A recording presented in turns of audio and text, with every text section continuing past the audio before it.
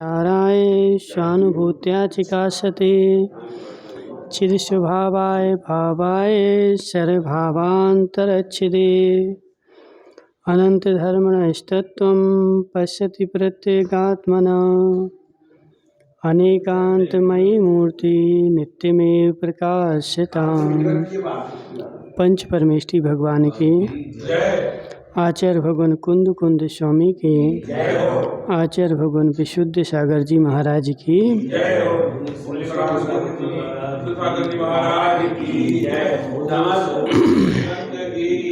यहाँ पे समाचार चल रहा था और इस समाचार में यहाँ पे बता रहे हैं कि आत्मग्रहण का उपाय निज भावना।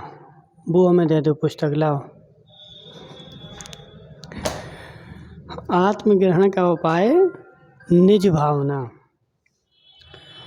वहाँ यह बात बताई जा रही है कि हम आत्मा का ग्रहण कैसे कर सकते हैं। जिस प्रज्ञा के द्वारा हम ऐसी भावना बनाएं कि जो चेतने वाला है वह मैं आत्मा हूँ, जो रागादिक भाव है वह मैं आत्मा नहीं हूँ। ठीक है। अब यहाँ पे क्या हो गया, शुद्ध निश्चय न ऐसी चर्चा चल रही कि जो चेतने वाला है वह मैं आत्मा हूँ, और जो रागादि भाव हैं चूँकि होते आत्मा में हैं लेकिन पर निमित्त से होते हैं, इसलिए निमित्त को अलग करके स्वभाव की अपेक्षा से देखा जाए तो रागादिक भाव जो हैं वो आत्मा नहीं हैं। देखो, आप लोगों के घर में इतनी दंड फंद लगी है, पर इस समय रागादिक भावों से विरक्ति चैतन्य स्वभाव मात्र आत्म तत्व की कथनी सुनने में कोई विलक्षण आनंद भी तो जगता होगा। ठीक है ना। अब यहाँ पे घर में कितनी दंड फंद लगी है, अभी घर में जाओगे और घर में लीन हो जाओगे। लेकिन आचार्य क्या बोल रहा है कि आत्मा की बात सुनने में कुछ विलक्षण आनंद तो जगता होगा ना, और यदि उस बात को सुनने में कुछ विलक्षण आनंद जग रहा है तो समझो कि हमारी उसके प्रति प्रीति है। ठीक है ना। हमारी उसके प्रति रुचि है, प्रीति है, और प्रीति है तो आज नहीं तो कल वो मिलेगी नियम से। लेकिन अनंत जीवों के बारे में देखो कि अनंत जीवों में से कितने जीव होंगे जिनकी प्रीति है, बहुत थोड़े थे। अब इस नेबाई में देखो कि 4000 जैन हैं, 4000 में कितने बैठे, कितने की प्रीति है बताओ। हाँ, तो उस बैठे में भी ये मान के चलो कि प्रीति तो बहुत अल्प लोगों की है, तो उसकी प्रीति होना ही महान काम है। संजय भाई, उस आत्मा की प्रीति हो जाए तो ये भी एक बहुत महान काम है, और प्रीति जग जाएगी तो आज नहीं तो कल हम उसको पालेंगे। ठीक है। तो विलक्षण आनंद तो जगता होगा। उससे ही यह अंदाज कर लो कि गृहस्थी में रहते हुए भी श्रावक इस योग्य होते हैं कि वे किसी क्षण सर्व को भूलकर निर्विकल्प चित्त प्रकाश मात्र आत्म स्वभाव की दृष्टि कर सकते हैं। श्रावक ही क्या कर सकता है, चित्त प्रकाश निज आत्म स्वभाव की दृष्टि कर सकता है। अतः इस अध्यात्म साधना के लिए गृहस्थी की अवस्था को पूर्ण बाधक नहीं माना जा सकता। गृहस्थी की अवस्था बाधक तो है, अध्यात्म साधना के लिए गृहस्थी की अवस्था बाधक तो है, लेकिन पूर्ण बाधक नहीं है। ठीक है ना। थोड़ी बहुत बाधा डालेगी, और यदि अपन मानते कि पूर्ण बाधक है तो अभी कहीं गड़बड़ है।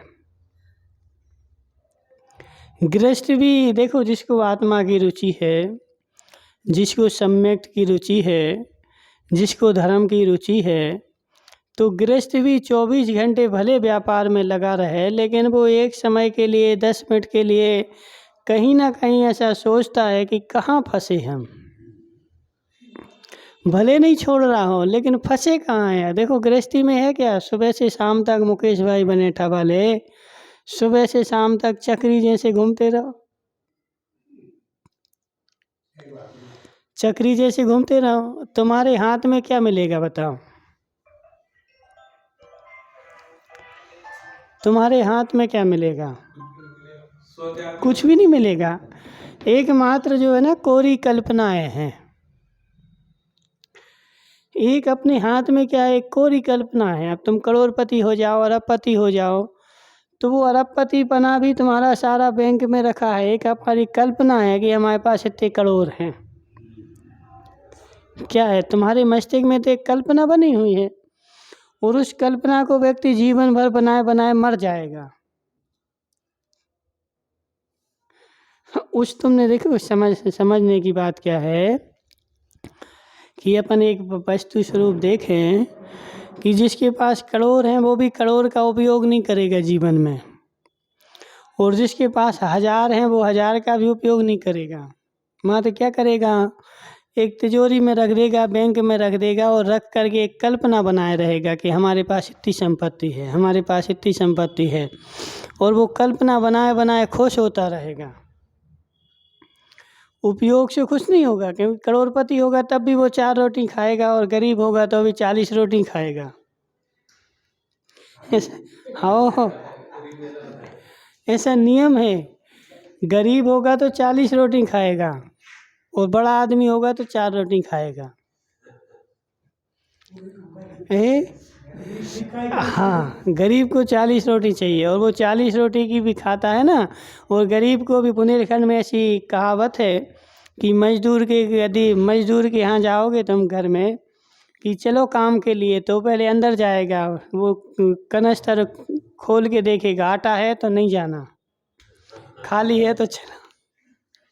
ऐसी कहावत है बुंदेलखंड में। मजदूर की ऐसी आदत है कि मजदूर मजदूरी करने कब जाता है, जब उसके पास आटा नहीं होता है। यदि कनस्तर में आटा भरा है तो खाट पे लेटा है, अभी नहीं जा रहा, आज समय नहीं, हमारा तो पेट दर्द हो रहा है, हमें पीठ दर्द हो रही है, ऐसा हो रहा, कुछ ना कुछ बहाने बना के नहीं जाना है। लेकिन बड़े आदमी से बोलो कि रात में 2 बजे संजय के यहाँ कोई आ जाए कि जी प्रेस पे छपना है, तो छपना है तो तुरंत 2 बजे रात में उठ के छाप देंगे उसको। तो कहने का आशय क्या है कि देखो जैसे अपन ने क्या किया है, तृष्णा कम है उसकी। जी तो सत्य बात है। हालांकि वो तृष्णा है, लेकिन उसका भी वो आलस है, उसका भी त्याग नहीं है ना। तो उसकी तृष्णा तो कम है लेकिन त्याग नहीं है, और उसका जो वो है ना वो प्रमाद है। तो इसीलिए तो बोलते ना कि जितना बड़ा आदमी होगा ना उतने गहरे नरक में जाएगा। अब उस गरीब के पास उतनी तृष्णा नहीं है तो उसके लिए नरक नहीं बना फिर। अब प्रमाद तो है ही उसके पास, प्रमाद मतलब पड़ा हुआ है, लेकिन दोनों बातें हो गई कि तृष्णा भी नहीं है इसलिए भी पड़ा हुआ है। हाँ, संतोष भी मान सकते हैं, संतोष भी मान सकते हैं, लेकिन वो एक प्रकार से अपन देखें ना कि वो, हमारी बात तो सुनो, यदि उसका वो संतोष यदि अच्छे काम में हो तो वो अपन धर्म की कोटि में लेंगे, और वो संतोष उसका बुरे काम में है तो फिर वो धर्म की कोटि में नहीं आएगा। ठीक है ना? नहीं है, बड़े आदमी के पास उससे ज़्यादा तृष्णा है। जो क्या होता है कि जैसे सेठ जो है ना, सेठ 24 घंटे ही दुकान खोल के बैठता है, और रात में कब बंद करता है कि आजू बाजू देख लेता कोई ग्राहक आ तो नहीं रहा है, आ रहा होगा तो आ जान दो, तनक और खोले। लेकिन कई बार मजदूर ऐसे करते कि 6 बजे अब तुम्हारा वो डला, हम तो जे जा रहे घर पे, हमें नहीं करना काम वाम। ठीक है ना? और वो फिक्स है, और उनका थोड़ा सा लोभ भी क्या होता है, अभी देखा जाए तो एक जो मजदूर है ना, मजदूर दिन भर में 1000 कमाएगा, और 1000 कमाने में भी उसके घर में मात्र 150 ही जाएंगे। मजदूर 1000 कमाएगा, 100 200 500 की तो दारू पिएगा, और दारू पीने के बाद 100 की सब्जी ले जाएगा, 100 200 का सामान ले जाएगा, लेकिन घर में वो बचा के मुश्किल से थोड़े बहुत ही ले जाएगा, 150 ही ले जाए तो पूरे नहीं ले जाए पाए। लेकिन सेठ यदि 1000 कमाएगा तो 100 का सामान लेगा और 900 बचा के ले जाएगा। ठीक है ना। तृष्णा तो देखो लगी हुई बड़े आदमी के पास, हालांकि सर्वथा खत्म नहीं है, लेकिन बहुतायत रूप में, ठीक है ना। बहुतायत रूप में ऐसा कथन है कि जिसके पास धन ज़्यादा होता है उसको तृष्णा ज़्यादा होती है और बढ़ती जाती है, ठीक है ना। हाँ, तो उसकी तृष्णा जो बढ़ती जा रही ना, वो तृष्णा भी उसकी, अब अपन विषय नहीं है, विषय अपना क्या है कि वो तृष्णा भी उसकी एक कल्पना मात्र है, वस्तु स्वरूप नहीं है। जैसे किसी ने 10 करोड़ रुपया जोड़े जीवन भर में, अब ये बताओ कि तुम 10 करोड़ का करोगे क्या? करोगे क्या? कोई आगे मांगे की पीढ़ी की नहीं है। ये भी आगे की पीढ़ी के लिए हम रख रहे हैं, ये भी हमारी कल्पना मात्र है। आगे की पीढ़ी के लिए काम में आए वो उसके आगे पीढ़ी के पुण्य है, ठीक है ना। बस मान कसाय की पूर्ति, तो मान कसाय की पूर्ति भी कल्पना ही है ना। नहीं, व्यवहार में देख रही, लेकिन मान कसाय की पूर्ति भी कल्पना ही है, वास्तविक रूप नहीं है, ठीक है ना। तो ये सारा अपन जो चल रहा है ना, अपन एकमात्र कल्पना में जी रहे, और कल्पना के लिए अपना सारा पुरुषार्थ है, वास्तविक रूप नहीं है। तुम 10 करोड़ कमा करके करोगे क्या जी बताओ। मैं जीवन भर एक कल्पना बनाए रहोगे, और कल्पना बना करके मर जाएगा आदमी कि हमारे पास 10 करोड़ है, हमारे पास 10 करोड़ है, हमारे पास 10 करोड़ हैं, और उसका बैठ करके वो अहंकार अपने अंदर में बैठा रहेगा, और उस अहंकार का बंद करते करते उसका जीवन समाप्त हो जाएगा, और 10 करोड़ जहाँ पड़े थे वो वहीं पड़े रहेंगे, ठीक है। 10 करोड़ जो है ना, वो 10 करोड़ बस वो कसाय की पूर्ति है। और ऐसा तो कोई संसार में बिरला ही आदमी होता है जो धन पा करके संतोष को प्राप्त हो जाए। धन पा करके जो संतोष को प्राप्त हो जाए, ऐसा नहीं तो हम अभाव नहीं कर रहे, बिरला ही आदमी होता है संसार में, ठीक है ना। अभी जैसे पिछले साल बताया हम चतुर्मास में थे, बोले एक आदमी मर गया, कौन, वो झुनझुन वाला, उसके पास संपत्ति कितनी थी, तो 62,000 करोड़ की संपत्ति थी उसके पास। मरने के बाद उसकी संपत्ति का जब वो हुआ ना चेक, तो 62,000 करोड़ की संपत्ति मिली, लेकिन वो मरा जिस दिन, उस दिन वो 12 बजे रात तक काम करता रहा। रात में 12 बजे तक उसने काम किया, और 1-2 बजे उसको अटैक आ गया और चला गया। तो कहने का आशय क्या है कि 62,000 करोड़ जिसके पास थे, वह भी और आ जाए और उस कल्पना में बनाए हुए था, लेकिन उसके वो 62,000 करोड़ भी काम में नहीं आए। अब मर गया, अब किस काम के जी बता दो। मर गया वो 62,000 करोड़ किस काम के उसके। और उसका बेटा भी विदेश में रहता था, वो और बड़ा आदमी था। तो कहने का आशय क्या है कि अपन जो जी रहे ना, महादेव कल्पनाओं में जी रहे, और वो कल्पनाएं जो है ना, वो हमारे आत्म स्वभाव की घातक हैं। कल्पनाएं हमारे आत्म स्वभाव को नहीं होने दे रही हैं। इसलिए इन कल्पनाओं को जानो कि ये मात्र कल्पनाएं हैं, इनसे हमारा कोई वास्तविक स्वरूप नहीं है, और इनसे हमारा कोई भला नहीं है, ठीक है। उन कल्पनाओं के लिए अपन क्या कर रहे हैं कि 24 घंटे लगे हुए हैं, जोड़ो, जहाँ से मिले वहाँ से जोड़ो, जहाँ से मिले वहाँ से जोड़ो, और उपयोग लगा ना, तो वही है कि उपयोग, तो वो मिथ्या उपयोग है ना उसका। वो जो उपयोग है ना उसका, वो सम्यक उपयोग नहीं है। कौन सा है? मिथ्या उपयोग है। एक ठीक है, गृहस्थी में रहना है तो गृहस्थी में बिना पैसे के नहीं रह सकते, उतने कमाओ, लेकिन अपना उपयोग तो वैसा नहीं करो ना।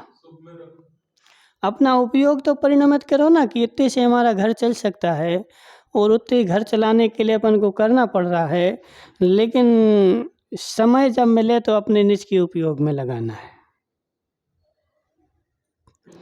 लेकिन होता क्या है, अब जिसको पुनीत संगी को समय मिला तो रात में 2 बजे तक दुकान की सफाई करता रहा। महिलाओं को समय मिल जाए तो घर में जितने कपड़े डले होंगे, धुले होंगे, नहीं धुले होंगे, सब धो डालेंगे। तो कहने का आशय क्या है कि अपना जो लक्ष्य है ना, वो लक्ष्य पर्याप्त होना चाहिए। यदि लक्ष्य ही नहीं है ना तो भटकते रहो कल्पनाएं बना करके, ठीक है ना। सो जिस स्थिति में आप हैं उसी स्थिति में जब तक भी रहना पड़े तब तक दृष्टि आत्मज्ञान की करें, लक्ष्य आत्महित का बनाएं। जिस स्थिति में आप हैं, मुकेश भाई बनेठा, जब तक भी घर में रहना पड़े रहो, कोई दिक्कत नहीं है, लेकिन अपनी दृष्टि जो है वो आत्मदृष्टि होना, आत्मज्ञान पर दृष्टि होना चाहिए। उस घर के वातावरण में अपन को लीन नहीं होना। दुकान पे भी बैठे हैं लेकिन दुकान में लीन नहीं होना, दुकान के वातावरण में लीन नहीं होना। ऐसी प्रति समय अपन को ऐसी दृष्टि हो कि कब हमारा ये काम छूट जाए और हम इससे निवृत्त हो जाए, ठीक है ना। तो इसमें आत्महित की मुख्यता से नर जन्म की सफलता, अगला टॉपिक शुरू होता है। आत्महित की मुख्यता से नर जन्म की सफलता। यह सोचना भूल है कि मैं घर की व्यवस्था करता हूँ तो व्यवस्था बनती है। घर के लोग आप से भी अधिक पुण्यवान हैं जो बैठे हैं श्रृंगार और आराम साधनों में रहते हैं। उनके पुण्योदय का निमित्त पाकर आपको ये सारे परिश्रम करने पड़ते हैं। सो सब कुछ उदयानुसार होता है, पर यह जीवन बड़ा दुर्लभ है। आत्महित की बात की मुख्यता लेना है। क्या करना है? आत्महित की मुख्यता लेनी है। उसे कर्तव्य भाव में नहीं फंसना है कि हम घर में करते हैं तो होता है, नहीं करेंगे तो नहीं होगा। तो ऐसा नहीं है। कई बार ऐसा हो जाता है, तुम्हारे घर में अभी कोई बता रहा था कि इनके घर में जब से बहू आई तब से पैसा आना शुरू हो गया। कोई भी हो, तो कहने का आशय क्या है कि यदि घर में जो बैठा हुआ है ना, हो सकता है उसके पुण्य का भी आ रहा हो। तुम तो मजदूरी हो, दिन भर मजदूर कर रहे, दुकान पे बैठा पुनीत संगी बेचारा दिन भर क्या कर रहा है बताओ? क्या कर रहा है दिन भर? मजदूरी कर रहा ना। तो मालिक का आवास है, बात ठीक है, सही है, लेकिन जिसके पुण्य का आ रहा है वो भोगेगा। घर में यदि किसी के घर में 4 लोग हैं, 4 में से यदि एक भी पुण्य आत्मा है तो उसके पुण्य का आ रहा हो, और तुम तो मजदूर हो, और तुम मजदूरी बने क्या करोगे कि दिन भर कमाओगे रखते जाओगे, कमाओगे रखते जाओगे, कमाओगे रखते जाओगे, और 1 रुपया की भी चाय नहीं पियोगे। अभी हमने ऐसे देखे, एक आदमी, एक क्या सैकड़ों देखे, बेचारा बैल के जैसा दिन रात जुटता था, बैल के जैसा। और हमारे ज़माने में उस समय 98 1 रुपये के 2 पान आते थे, तो वो 98 का 1 पान लेता था और दिन भर खाता था।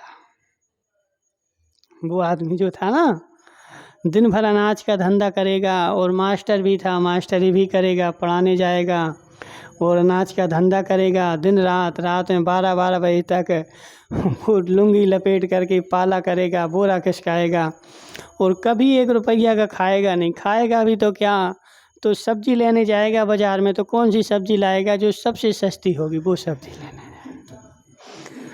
जीवन भर उसने खाया नहीं, लेकिन उसकी पत्नी जो थी वो इतनी खर्चीली थी कि तुम स्कूल जाओ, हम 2-4 बोरा उठा के बेची आएंगे और खर्च करे आएंगे। लड़का इतना होशियार वो निकला कि लड़के को 5,000 रुपया दिन चाहिए दारू पीने के लिए। पैसा खूब था, लेकिन जो किसके लिए कमा रहा जे, तो पुण्य उस बेटे का है, और उस पुण्य के बेटे, पुण्य आत्मा बेटे के लिए दिन रात बेचारा मजदूरी कर रहा है, खा नहीं रहा है, कुछ नहीं कर रहा है, और बेटा जो है उड़ा रहा है। तो घर में यदि एक का पुण्य है तो उसके पुण्य से संपत्ति आ रही है, और जिसका पुण्य नहीं है वो बेचारा मजदूर बना अपने कमा रहा है। अब जी है ना पदमचंद जी, दिन रात वो जोड़ रहे, आज 1000 आ गए, 2000 आ गए, जोड़ जोड़ के रखते जा रहे। अब खाएगा कौन? बेटे नहीं खाएंगे।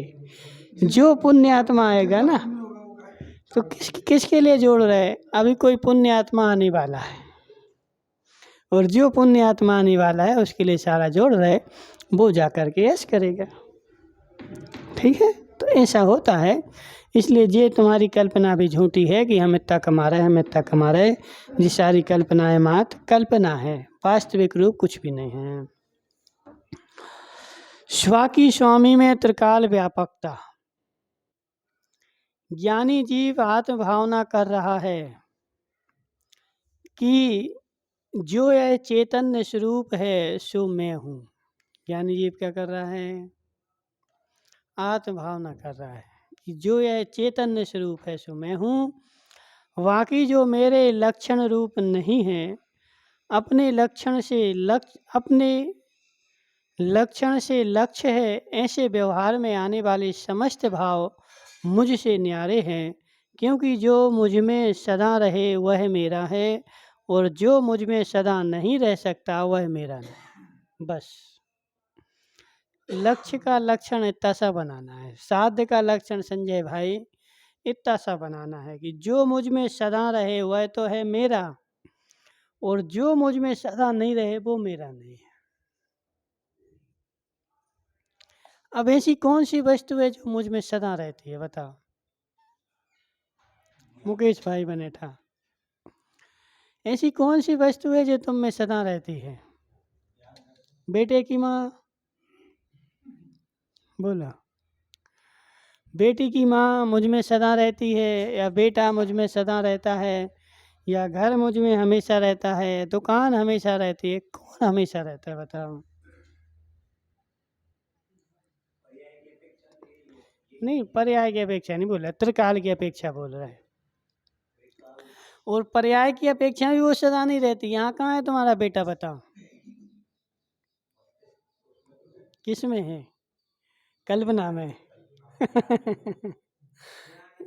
कल्पना ही में है ना, है तो नहीं है। कल्पना ही में है ना, है तो नहीं है। क्या है? कल्पना में है ना, वास्तव में तो नहीं है।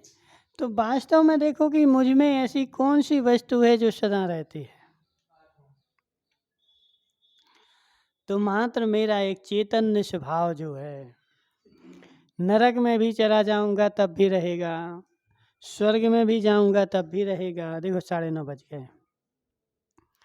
स्वर्ग में भी रहूंगा तब भी रहेगा, मनुष्य में हूँ तब भी रहेगा, जहाँ जहाँ भी जाऊंगा एक समय के लिए भी मेरा चैतन्य स्वभाव ज्ञान दर्शन मेरा साथ नहीं छोड़ता है। तो इससे युक्ति क्या निकली कि ज्ञान दर्शन जो है वो मेरा है और कुछ भी मेरा नहीं है। अब करो उसका संरक्षण, करो उसकी सुरक्षा। कठिन है कि नहीं है? तो पता करो ना कैसे क्या सुरक्षा होगी। अपने ज्ञान की सुरक्षा करो ना, प्रभावों से, राग आदि से, मोह आदि से, क्रोध आदि से उस ज्ञान को सुरक्षित रखो ना जी। राग द्वेष मोह जो है कर्म चोर बहु फिरत हैं। तो मेरे आत्मा की विशुद्धि को, परिणामों की विशुद्धि को, चैतन्य की निर्मलता को राग द्वेष मोह क्रोध मान माया लोभ क्या करते हैं? लूटते हैं। और मैं प्रति समय लुटता हूँ। इसलिए उन राग आदि भाव से बेटा मेरा है, पत्नी मेरी है, मकान मेरा है, घर मेरा है, दुकान मेरी है, यही तो चोर है। यही तो चोर है, यही तो चोर है। इन चोरों से अपने परिणामों की रक्षा करनी है। और ये चोर हमारे पास प्रति समय बैठा हुआ है। अब सत्य बताना संजय भाई, तुम्हारा दुश्मन जो है वो तुम्हारे लिए कर्म बंद कराता है कि तुम्हारा बेटा तुम्हारे लिए कर्म बंद कराता है? निमित्त दृष्टि से, निमित्त दृष्टि से। द्वेष रूप दुश्मन कराता है, लेकिन द्वेष रूप दुश्मन भी कब कराता है? प्रतिक्षण नहीं करवाता है। तब कभी दुश्मन दिख जाए तब हमें क्रोध आता है। जब कभी दुश्मन, क्योंकि दुश्मन हमारा हमेशा तो रहते नहीं साथ में, जब कभी हमारा दुश्मन सामने दिख जाए या याद आ जाए या कुछ हो जाए तो उस समय मुझे क्रोध आता है, और वही थोड़े समय के बाद शांत हो जाता है। लेकिन बेटे का राग तो मेरे पास प्रति क्षण बैठा हुआ है, और हम बिल्कुल रात में क्या, रात में 12-12 बजे तक नहीं सो रहे। क्यों? क्योंकि बेटे की कुछ व्यवस्था कर दें। बेटे का राग मेरे पास प्रति क्षण बैठा है, तो वह बेटे का राग बंद करा रहा कि नहीं करा रहा है? दुश्मन से ज्यादा करवा रहा है। ठीक है ना? उस राग में अपन दिन रात सूखे जा रहे कि जो बेटा का अच्छा हो जाए, बेटे का अच्छा हो जाए, बेटे का ऐसा हो जाए, बेटे का ऐसा हो जाए। तो निमित्त दृष्टि से देखा जाए तो बेटा तुम्हारा अब जी है ना, प्रकाश जी हैं, अब बेटे का तो अच्छा हो गया, अब बेटे के नाती पोता हो गए, तब उन नाती पोतों का राग हो गया। दिन भर बेचारे वो कंधे पे बैठा के उनको खिलाएंगे, यहाँ से वहाँ घूमेंगे। क्या है जी? क्या है जी? और उस राग में हम ऐसे भूले हुए कि अपने आप को तो भूल ही गए कि हम भी कुछ हैं। जब छोटे थे तो बेटा मेरे लिए सब कुछ था, अब बूढ़े हो गए तो बेटे का बेटा मेरे लिए सब कुछ हो गया। हम भी कुछ हैं, इसका तो हम भान ही नहीं है भान क्या? सत्य है कि नहीं? ठीक है ना?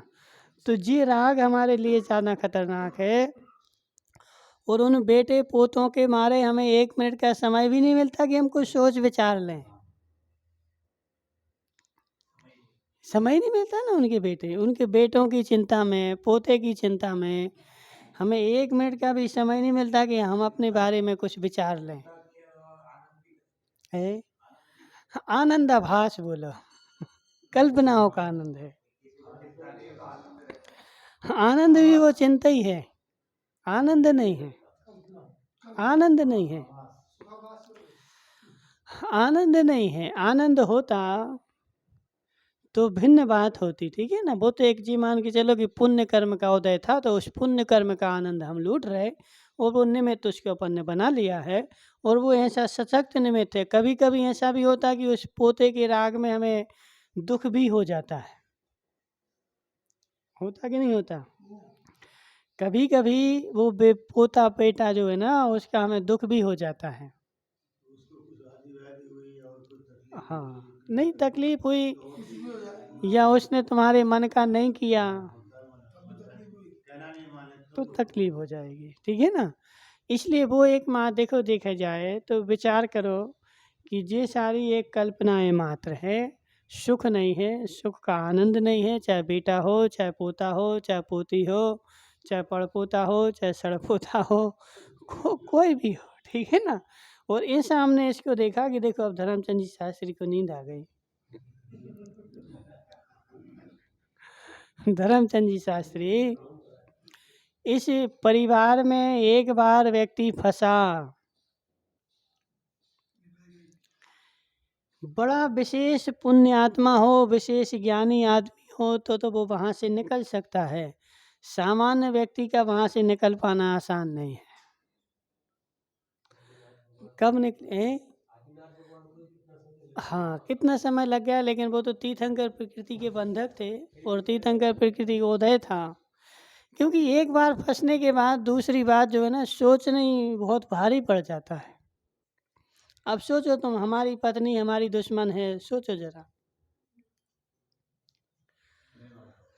सोचना ही मुश्किल है। उस वस्तु को विचार करना ही मुश्किल है। और जब तुम दुश्मन मानोगे तब उससे छूटोगे ना। छूटने का प्रयास कब करोगे बताओ? बोलो संजय भाई, उससे छूटने का प्रयास कब करोगे? कोई व्यक्ति जेल में बंद है, अब जेल में वो सोचे कि अरे देखो हमें तो यहाँ अच्छा बढ़िया खाने को मिल रहा है 2 टाइम, और यहाँ अच्छे सुख हैं, तो वो छूटने का प्रयास करेगा क्या? नहीं करेगा। अब जेल में यदि वो दुख माने कि देखो जेल में इतना दुख है कि हम 4 के दीवारी से बाहर नहीं जा पा रहे हैं, हमें इतना कष्ट है, तो यदि यदि ऐसा ऐसा वह स्वीकार करे, ऐसी श्रद्धा करे, तो फिर वहाँ से छूटने का पुरुषार्थ करे।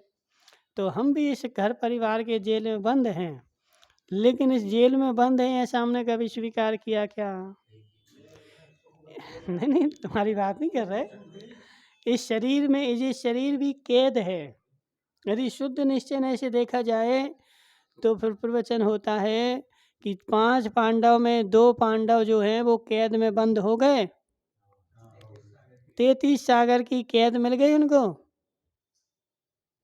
कितना बड़ा अशुभ कर्म का उदय आया उस दृष्टि से। हाँ, उस दृष्टि से देखो तो 3 पांडव तो मुक्त हो गए, जेल से छुट्टी हो गई, लेकिन 2 पांडव सरवार सिद्धि चले गए, जबकि वो एक भवतारी हैं, लेकिन फिर भी वो कैद में चले गए। 33 सागर की संसार की कैद है। तो ऐसे जो शरीर जो हमें मिला ना, जिस शरीर भी हमारा कैद जेल है, अब इस आत्मा इस शरीर में बंद हो गई। कब तक के लिए? जब तक के लिए आयु कर्म है तब तक इसमें बंद रहेगी। हाँ, ठीक है संजय भाई। तो इसलिए जी जब शरीर ही बंद है, कैद है, तो घर परिवार भी कैद है। ऐसा स्वीकार करो। क्या करना है? क्या करना है बताओ? नहीं, पहले ऐसा स्वीकार तो करो। पहले ऐसा स्वीकार तो करो कि जी हाँ, किन में? हाँ, ए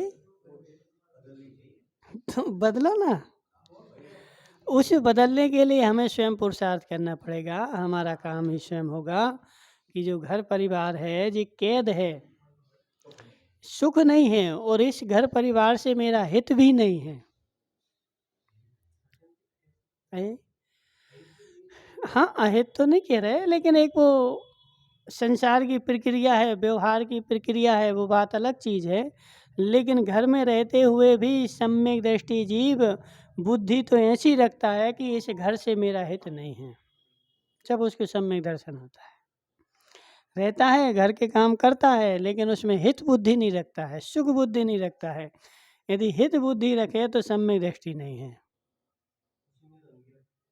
रम गया ना, तन्मय हो गया, लीन हो गया। ठीक है, तो पहले ऐसा स्वीकार करो कि इस संसार में जो मैं रह रहा हूँ यह मेरा बंधन है, और इस बंधन से मुझे छूटना है। और इस बंधन से छूटने का उपाय क्या है कि इसमें राग द्वेष मोह कम करना है। अब जैसे अग्नि जल रही है, अग्नि जल रही है, ठीक है ना। अब जलती हुई अग्नि को क्या करना, अपन को बुझाना है, लेकिन ना तो उस पर पानी डालना है और ना उस पर कुछ ढकना है। अब बोलो कैसे बुझेगी? है तो उसमें एक काम करो कि ईंधन नहीं डालो। तो अपन जो राग द्वेष मोह का ईंधन डाल रहे हैं ना अपनी आत्मा में, वो राग द्वेष मोह का ईंधन बंद कर दो। अपने आप धीरे धीरे हमारा जो है संसार का प्रमाण कम हो जाएगा। तो घर में रह करके भी हमें क्या करना है, उस राग द्वेष मोह को अभाव का कम करना है। ठीक है, चाहे पुत्र हो, चाहे पुत्री हो, चाहे बेटा हो, चाहे बेटे की माँ हो, कोई भी हो, पुनीत संगी। जी तो महाराज बहुत कठिन है, तुम तो कोई पूजा बता दो कि हम कर लें। कोई पूजा बता दो, कोई विधान बता दो तो हम करवा ले रहे और मोक्ष हो जाए। ठीक है, कर्म दहन विधान, कौन कर्म दहन विधान होता है ना, संसार मुक्ति विधान, ऐसा होता है। तो जी सब एक लौकिक व्यवहार की बातें हैं, और लौकिक व्यवहार की बातें मान लौकिक व्यवहार में हैं।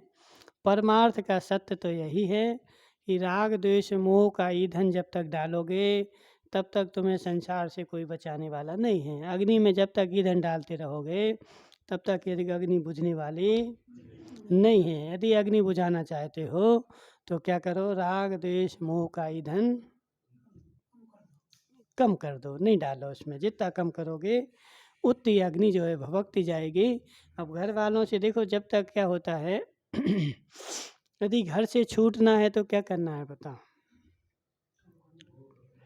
घर का मोह कम कर दो, अपने आप छूट जाओगे। अब तो मोह तो कम करना नहीं चाहते, वो बोले घर से छूट जाए, घर से छूट जाए, घर से छूट जाए, तो घर से छुटकारा मिलने वाला। अब छूट भी जाओगे तब भी मोह तो बन ही रहेगा।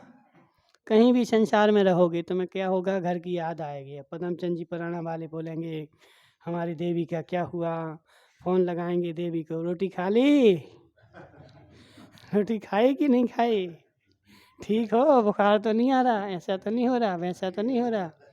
तो कहने का से क्या है कि अब वो मोह नहीं छूटा था, मोह छूट गया, कुछ भी उनका वो जाने, उनका काम जाने, ठीक है ना। तो इसलिए वो राग द्वेष मोह जितना हमारा कम होगा उतना उतना हमारा संसार कम होगा, ठीक है। अब यहाँ पे क्या बात चल रही है कि हाँ, चैतन्य स्वरूप है सो मैं हूँ, बाकी जो मेरे लक्षण रूप नहीं है, अपने लक्षण से लक्ष्य, ऐसे व्यवहार में आने वाले समस्त भाव मुझसे न्यारे हैं, क्योंकि जो मुझसे सदा रहे वह मेरा है, और जो मुझ में सदा नहीं रहे वो मेरा नहीं है। अब तो बेटा पत्नी मेरे पास सदा नहीं रहते हैं, ठीक है ना। इस भाव से जाओगे तो तुम्हारी देवी जाएगी साथ में कि नहीं जाएगी पुनि संगी? तो आज उससे रात में बोल देना, बोल दोगे कि नहीं? क्या बोलोगे? है अभी तो नहीं, शाम को तो आएगी ना, है तो परसों से बोल देना, परसों से बोल देना कि हे देवी, हे देवी तू मेरे स्वभाव से भिन्न है, स्वभाव तो भिन्न है ही, तेरी पर्याय और मेरी पर्याय भिन्न है, और जे मात इस भाव का संबंध है, अगले भाव में कोई संबंध होने वाला नहीं है। तू मुझसे भिन्न है, मैं तुझसे भिन्न हूँ, इसलिए अपने अपने चैतन्य स्वभाव का आनंद ले, अपने चैतन्य स्वभाव का अनुभव कर, तो संसार से छूटेगी।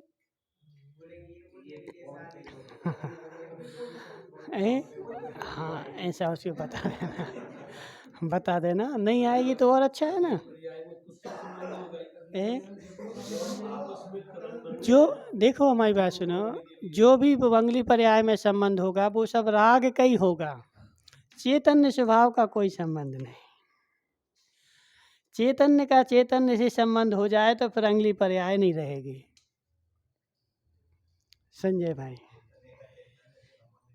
चैतन्य से चैतन्य संबंध करो, ज्ञान ज्ञाता की एक हो जाए, ठीक है ना। अपने जैसा संबंध तुमने पर वस्तुओं से कर रखा है, जैसे पर वस्तुओं को हितकारी मान रखा है, नोटों को धन को इतना अपनी लालसा है कि अभी महावीर पर उनसे बोल दो, महावीर छाबड़ा से कि कोई अभी फ़ोन आ जाए कि चलो एक किस्त दे रहे तो अब भी उठ के तुरंत चले जाए। तो जैसा लगाव मेरा पर वस्तुओं के प्रति है, ऐसा लगाव मेरा निजी वस्तु के प्रति हो जाए तो वो चैतन्य का चैतन्य संबंध है। हाँ तो वही तो हम बता रहे हैं ना, इतनी देर से क्या बता रहे हैं कि इतने काल से अपन संसार में हैं, अनंत काल से, और क्या हो गया कि पर वस्तुओं में जहाँ भी जाता है युवत निषन्नास्ते सातत्व कुर्ते रतिम युवत रमते तस्मात् धन्यत्व साना गच्छति। जिस भाव में जाता है, जिस अवस्था में जाता है उसी में लीन हो जाता है, और उसमें लीन होने ऐसा लीन होता है कि उन सबको तो अपना मानता है और अपने आप को भूल जाता है। और जी अपने साथ देखो, व्यवहार में भी देखो, तुम्हारे पास जो नोट रखे हैं उन नोटों को तो हम भूल गए, और आ जाएं, और आ रहा है जो ना, आते हुए पे दृष्टि है, और जो रखे हैं उनके ऊपर कोई दृष्टि नहीं। जो रखे उनका उपयोग तो करो पहले, आते हुए के लिए गिरमा टोरे डाल रहा है। वो बैल होता ना, बैल है, बैल है, बैल देखा ना, बैल, बैल के सामने गाय घास का पूरा डला हुआ है, वो डला वो नहीं देखेगा, कोई और लेके आ रहा ना तो उसके लिए गिरमा टोरेगा कि और आ रहा है, और आ रहा है। तो ऐसी अपने उस बैल के जैसी दृष्टि है कि अब पदमचंद जी हैं, टोंगिया हैं, अब इनको सोचो कि इनके घर में इतना रखा है कि जी अच्छे बढ़िया शांति से धर्म ध्यान करें, दान पुण्य करें, तो पूरे जीवन भर नहीं कर पाएंगे।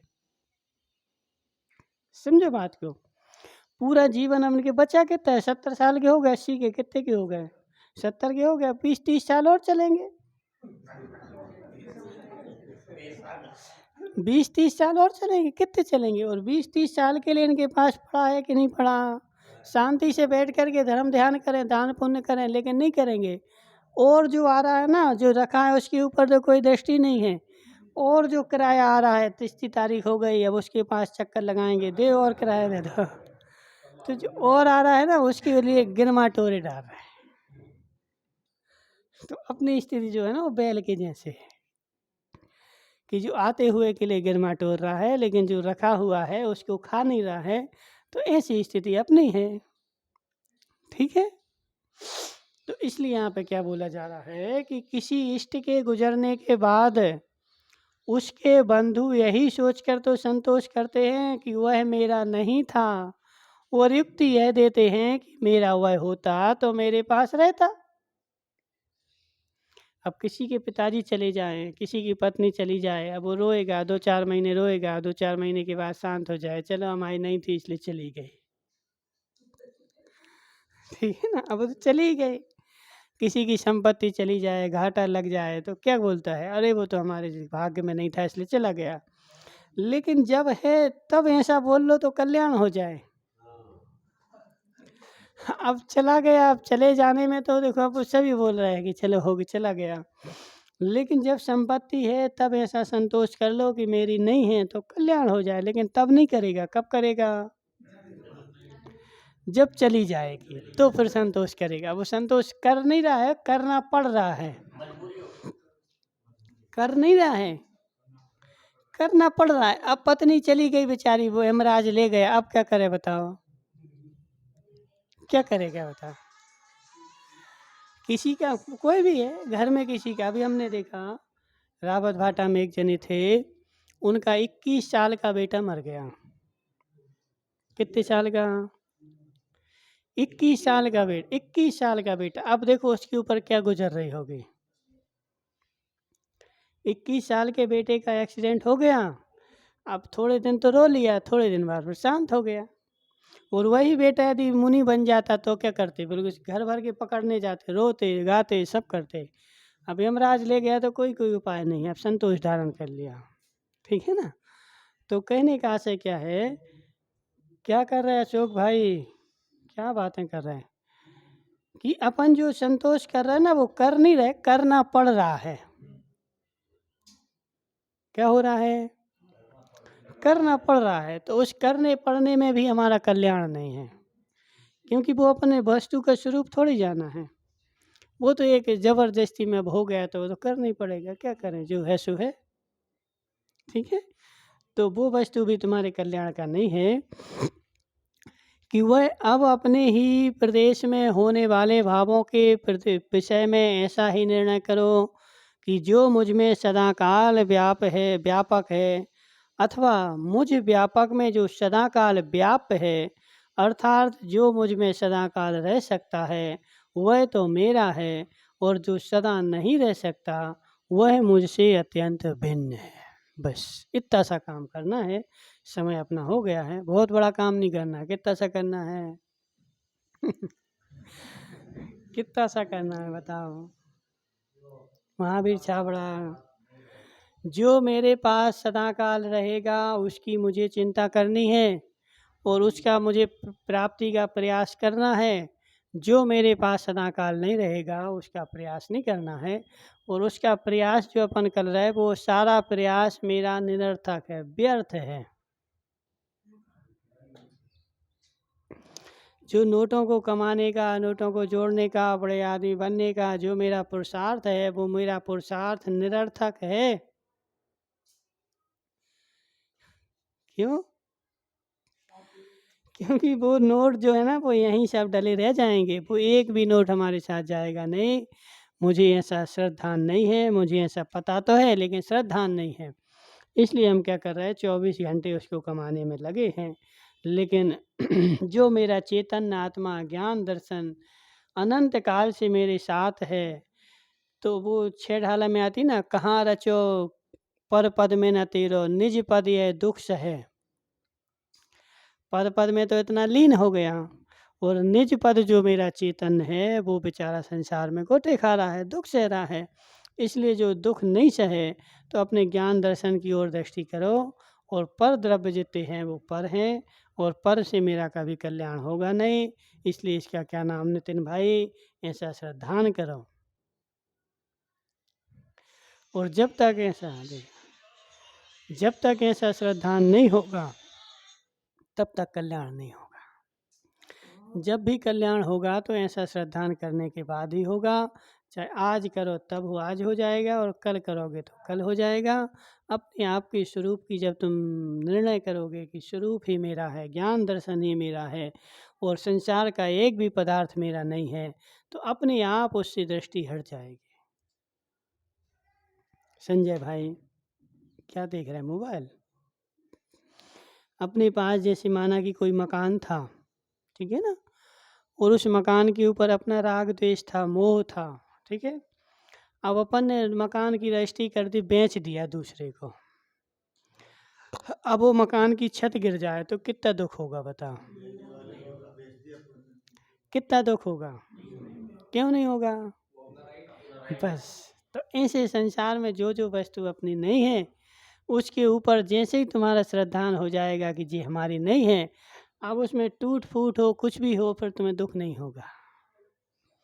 और जब तक ऐसी मान के रखी है कि जी हमारी है, तो देवी का सिर दर्द हो जाए तो महावीर छाबड़ा पूरे संसार में लेके घूमेगा। क्यों घूम रहा है? क्योंकि ऐसे श्रद्धान है कि ये मेरी है, मेरे हित का साधन है, मेरे रोटी बना के देती है, मेरे सुख दुख की साथी है। तो ऐसा जब तक श्रद्धान है तो संसार में लेके घूम रहा है। और जिस दिन ऐसा श्रद्धान हो जाए कि जी मेरी नहीं है, मेरे कल्याण की साथी नहीं है, तो उसी दिन से क्या होगा, वो बोलेगी सिर दर्द है, अच्छा ठीक है गोली खा लो। तो वहाँ श्रद्धान बदलने की आवश्यकता है। श्रद्धान में बदलाव आएगा तो अपनी परिवर्तन लौकिक जीवन में परिवर्तन नियम से आएगा। इसलिए हे जीव, मेरा चेतन आत्मा ही मेरा है, पर वस्तु मेरी ना थी, ना है और ना होगी, और उससे मेरा ना कल्याण हुआ था, ना हो रहा है और ना होगा। मात्र जब भी कल्याण होगा तो निज स्वभाव चेतन आत्मा के द्वारा होगा। इसलिए उसी की दृष्टि करो, उसी को प्राप्त करो और उसी को पाने का पुरुषार्थ करो। बोले शांतिनाथ भगवान की।